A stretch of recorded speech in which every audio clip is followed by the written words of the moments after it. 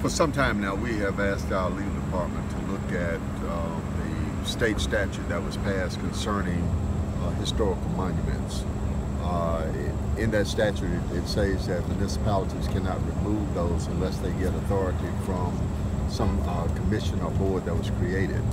But in the language, it does not speak to temporary covering up of those facilities until such time that we're able to make a determination as to what legally we can do with them. It's my desire to, one, to no longer allow this statute to be seen by the public until such time that we can tell the full story of slavery, the full story of what the Confederacy really meant.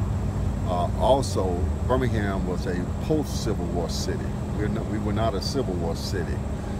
To equate us as having been a part of that, we were not.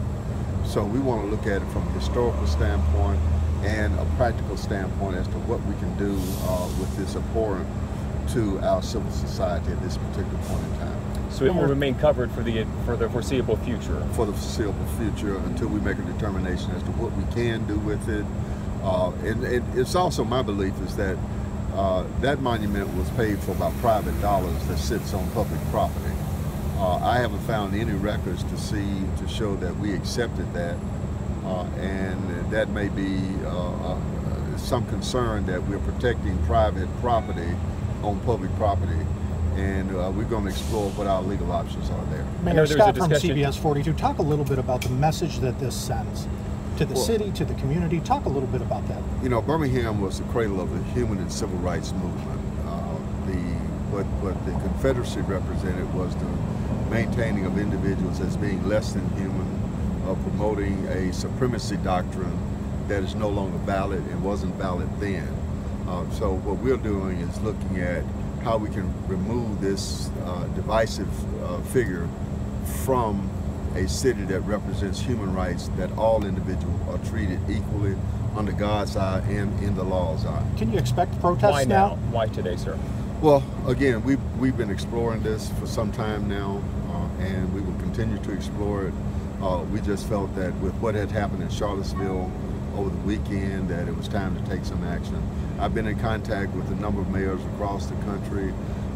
Some cities have taken the opportunity to lower their flags.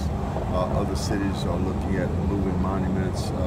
My good friend Mitch Landrieu in New Orleans, he's taken the position of being able to move the flags. What had happened to us was the state law that was put in place. Are you willing to go to court to fight that and pay to fight that?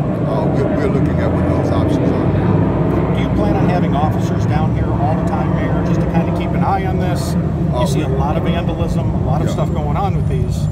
We're going to take every precaution to maintain stability towards property in all areas of the city. Are you prepared for opposition tonight? We are going to take every precautionary measure to make sure that all facilities are protected. When is that going to be covered, do you know? We will be working on that fairly soon. Mayor, are there any groups that have expressed interest in taking these monuments to a museum or any At one time, we did have some indication from a group that they wanted to receive the monument to take to another location, but that conversation took place with the park board and not with the city.